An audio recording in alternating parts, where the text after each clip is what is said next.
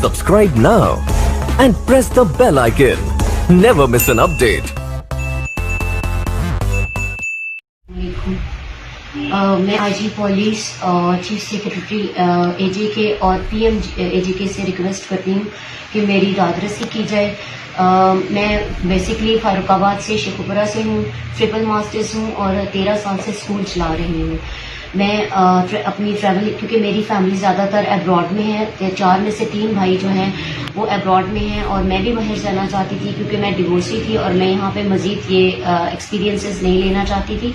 इसलिए मैं गई मलेशिया थी और वहाँ मुझे इमरान मिला जो कि इमरान खान नाम लिखता है और मुझे उसकी बेसिक बैकग्राउंड का नहीं पता था। वहाँ जिस तरह से ये रह रहा था, वहाँ सुबंग जाया में, ये चाइनीज़ एरिया में बहुत एक्सपेंसिव कॉन्डो में रह रहा था।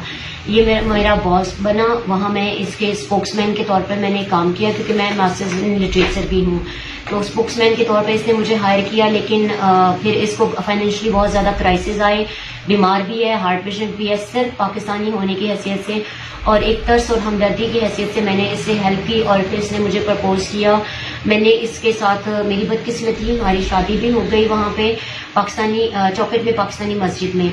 उसके बाद फिर इसने मुझसे पैसे लेने शुरू किए। पहला मैंने इसका अकाउंट बनाया फॉरेक्स ट्रेडिंग में $4,500 का।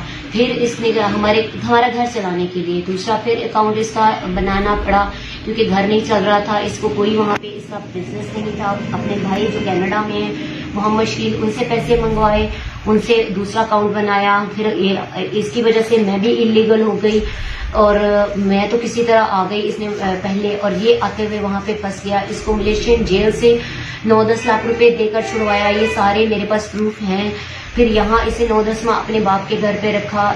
हालात बुरे हैं, इंसान बुरा नहीं, ये सोच के मैं इसकी मदद करती आई। अब मैं इसने आते आते इस एक अरसे में मैंने इसे 40 से 45 लाख दे चुकी हूँ। उसके बाद मेरा इसने एक 10-30 तोले का मेरी भाभी, मेरी भतीजी, इस तरह मैंने जेवर लेकर उनसे, तो मैंने गोल्ड इसने प्लज किया। 10 लाख आते आते ये वो भी ले आया और फिर ये यहाँ पे आ गया। मुझे नहीं पता था, मैं कश्मीर में सिर्फ एक इंसान को जानती थी, सूफी हुसैन साहब। मैं उन तक आई, उन्होंने मुझे इसके घर का एड्रेस बताया। मैं सिर्फ अपने डॉक्यूमेंट्स लेकर इसके बाप को इसकी शिकायत करने आई थी, लेकिन उन्होंने मुझे घर आते ही इतना मारा, घर में के अंदर नहीं मारा, बाहर खेतों में मारा, मेरे कपड़े फाड़ डाले, मेरे पीछे से सारे कपड़े फाड़ दिए, आगे से फाड़ दिए, बगैर दुपट्टे के वो लोग मुझे घसीट के घर के अंदर फेंकते रहे। मेरा पूरा सामान छीन लिया गया। वहां पे सारे लोग देख रहे थे, कुछ लोग वीडियोस भी बना रहे थे। लेकिन इमरान ने 3 दफा मेरा गला दबाया। एक दफा उसने मेरा दुपट्टे से दबाया, मेरा यूं बाजू बीच में आ गया, जो लकीली मैं बच गई। फिर मेरा हाथ खेत में पड़े पत्थर पे पड़ा, मैंने पत्थर उसके यहाँ मारा तो उसने मेरा गला छोड़ा। वो तो मेडिकल करवाने स्टिचेस के लिए चला गया, लेकिन उसके बाद उसके बाप, भाई और माँ ने और बीवी ने इतना मुझे मारा कि यहाँ मेरे ठोकरे मारते रहे। मेरे कान का पर्दा डैमेज है, चाहे चेक करवा लें।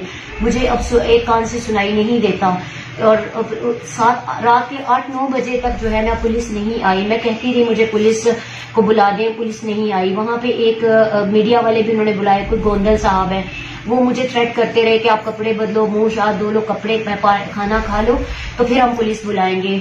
लेकिन मेरी जितनी बुरी हालत थी, मैं वहां पे पड़ी रही, किसी को नहीं बुलाया। फिर 8-9 बजे पुलिस आई। फिर पुलिस ने वहां 1 घंटा लगाया। नवीद आतिफ साहब को मैं रिक्वेस्ट करती रही कि प्लीज मुझे मेरा मेडिकल करवाएं, मेरी रिपोर्ट कंप्लीट करवाएं, लेकिन वो लोग जो हैं वो इधर उधर लेकर चांद रात मुझे घूमते रहे। जी डॉक्टर नहीं है, ये नहीं है, वो नहीं है। फिर पुलिस ने प्रेशराइज किया कि सुलहनामा कर लो। अब सुलहनामा का ये था कि उन्होंने रिटर्न करवा दिया कि चलो जितना पैसे का लेन देन है वो हम करवा देते हैं, मारधाड़ का क्या होगा, कुछ भी नहीं होगा, जमानत करवा लेंगे। उसके बाद ये है कि मेरा आज तक जो है ना उसके 2-3 दिन बाद तक मेरा कोई नहीं हुआ। मुझे चौकी क्रॉस करने नहीं दी जाती। मेरे भाइयों को बुलाया गया कि ले जाए इसको, उन्हें चौकी क्रॉस नहीं करने दी गई। जब मैं इधर आती हूँ मुझे कहा जाता है आप अरेस्ट हो जाएंगी, आप वापस भाग जाएं, हम आपसे कहेंगे कि ये डिल्ला चौक पोस्ट पे उन्होंने मुझे कहा, पुलिस वालों ने, कि आप वापस चले जाएं, आप अरेस्ट हो जाएंगी। मैंने कहा जो भी होगा मैं पुलिस को फेस करूंगी। मैं पुलिस स्टेशन आई, बरनाला पुलिस स्टेशन, اور رضوان SHO ہے رضوان ملک صاحب، انہوں نے الحمدللہ میں ان کی بہت مشکور ہوں کہ انہوں نے میری بہت زیادہ دادرسی کی، انہوں نے میری سنی، کپڑے دیکھے اور میرے وقوع پہ موجود کچھ لوگوں کو بلوایا اور پھر انہوں نے میرا FIR درج کیا حالات کو دیکھتے ہوئے. تو اللہ پاک انہیں جزائے خیر دے. اب یہ ہے کہ وہ لوگ پھر ضمانت پہ کھلے گھوم رہے ہیں. میرا یہاں پہ آنا، میرا واپس جانا سب کچھ بہت مشکل ہے. میں جس انسان نے مجھے سڑک سے لے کر جا کر میری ہیلپ کی ہے وہ جو ہے وہ بہت ان کو تھریٹ کیا جا رہا ہے.